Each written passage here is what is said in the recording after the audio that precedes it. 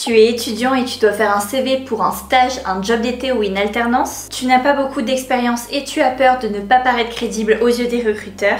Alors cette vidéo est faite pour toi. La chose la plus importante qui va te permettre de te différencier, c'est la personnalisation de ton CV en fonction de l'entreprise dans laquelle tu postules. Et je t'explique comment tu peux le faire facilement et rapidement en ligne avec CV Créa. Directement sur CV Créa, je vais te montrer comment personnaliser ton CV. Ici, tu vas retrouver tout un tas de modèles. Je t'invite à scroller pour trouver celui qui correspondra le plus à tes besoins. Il y a différents modèles avec différentes couleurs, mais ça tu pourras le personnaliser. Donc tu cliques sur utiliser le modèle et là tu vas arriver sur cette page. C'est ici que tu vas pouvoir personnaliser ton CV. Dans un premier temps, je t'invite à remplir la catégorie contact. C'est ici que l'employeur pourra retrouver toutes tes informations personnelles. Et dans la catégorie profession, tu peux marquer étudiante. Pour ton adresse mail, je te conseille d'en créer une qui a un lien avec ton nom et ton prénom, ça paraîtra plus professionnel. Dans les informations supplémentaires, n'hésite pas à ajouter si tu as le permis de conduire et que tu estimes que c'est nécessaire pour postuler dans l'entreprise. Concernant la photo, c'est très important que tu paraisses professionnel, alors ne prends pas les selfies que tu as fait pendant tes vacances. N'hésite pas à organiser une petite séance photo avec tes camarades de classe pour vous entraider. Tu vas pouvoir insérer ta photo dans le champ juste ici et sélectionner celle qui te paraît le plus professionnel. Et si jamais tu as besoin, tu pourras zoomer et dézoomer dans la photo. Ce qui est très pratique avec CV Créa, c'est que tu as un aperçu en direct d'à quoi va ressembler ton CV. On passe à la catégorie profil professionnel. C'est ici que tu vas écrire un petit texte pour décrire qui tu es et ce que tu recherches au niveau professionnel. C'est pas forcément évident quand on n'a pas l'habitude, alors pour ça, je t'invite à utiliser l'outil Écrire avec l'IA. C'est un outil qui va venir te créer automatiquement un texte en fonction du nom du poste que tu vas lui donner. Pour l'exemple ici, je vais faire comme si je cherchais une alternance en communication. Et donc pour le nom du poste, je vais marquer directement alternance en communication. Puis je clique sur écrire avec l'IA. Et donc là, l'IA m'a généré un texte. Je t'invite à le relire attentivement et à le personnaliser. Au fur et à mesure que vous allez faire votre CV, rien n'est figé. Vous pouvez totalement modifier une partie que vous avez déjà fait avant. Par exemple, ici, en écrivant le profil professionnel, je me rends compte que je pourrais être un petit peu plus précise dans la profession en rajoutant étudiante en communication.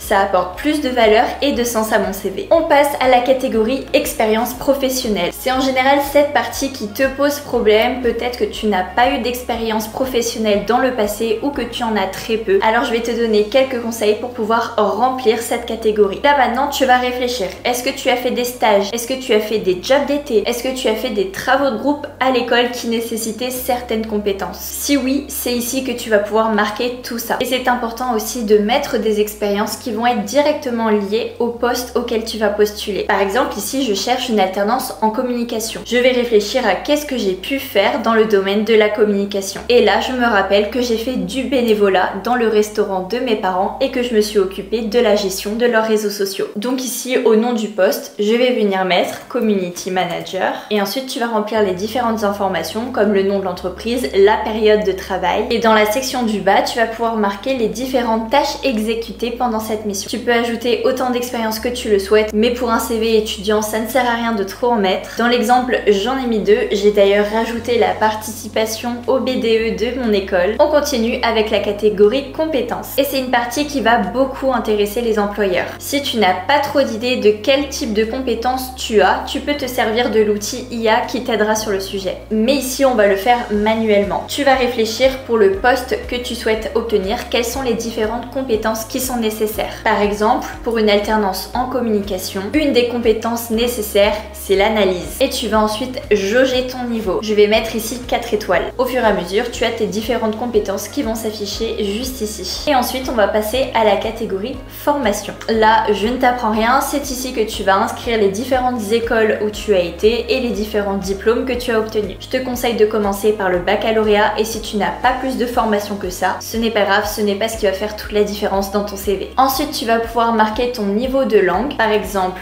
ton niveau d'anglais, débutant, intermédiaire, courant, bilingue. Et c'est une information qui va venir se mettre juste en bas ici. N'hésite pas à mettre toutes les langues que tu parles, même si c'est à un niveau scolaire. Ensuite, on passe à la catégorie centre d'intérêt. Tu vas pouvoir mettre ici si tu fais du sport à l'extérieur, si tu as une passion. Pareil, une fois que tu auras rempli toutes les informations, ça va s'afficher juste ici. Et ensuite, on peut le voir ici, le CV est un petit peu vide. Bah oui, parce que tu n'as pas forcément beaucoup d'expérience, tu n'as pas encore beaucoup de formation, Donc on va venir remplir tout ça. Et pour ça, tu peux utiliser plus de rubriques. Tu peux y ajouter tes réseaux sociaux, des références si tu en as, les différents cours que tu suis en ce moment. Mais pour l'exemple ici, je vais te montrer comment utiliser la section libre. La partie de gauche qui est en bleu actuellement est déjà assez remplie. Nous, ce qu'on veut, c'est remplir la partie de droite qui est blanche. Et pour ça, tu vas venir cliquer sur section libre 2. Et en écrivant ici, ça va venir directement remplir la partie de droite. Et alors ici, qu'est-ce que tu vas marquer? Eh bien, je t'invite à donner plus de détails et à développer soit une compétence, soit une expérience que tu as pu avoir. Donc, en cliquant sur la petite roue ici, je vais pouvoir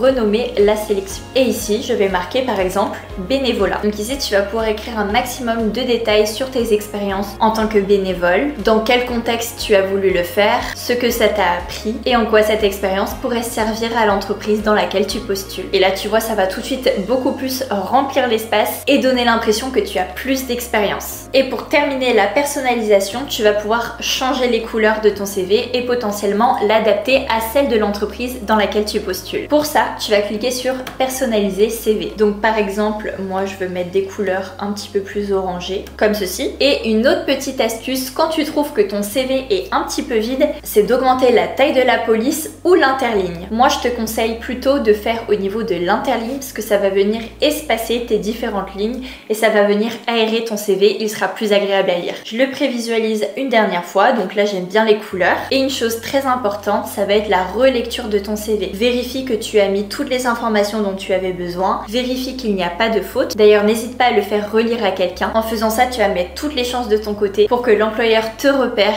et t'appelle pour un entretien. Et avant de le télécharger, vérifie aussi que le titre est cohérent. Donc là, CV Marie Dupont, c'est quelque chose qui me paraît bien et professionnel, parce que ça va être le nom de ton fichier quand tu vas l'envoyer. Et ensuite, tu peux cliquer sur télécharger le CV. Et voilà, tu sais maintenant comment créer ton CV étudiant facilement et rapidement avec CV Créa. N'hésite pas d'ailleurs à l'accompagner d'une lettre de motivation. Si jamais ça t'intéresse, écris-nous en commentaire, on te fera une vidéo sur le sujet. À bientôt sur CV Créa.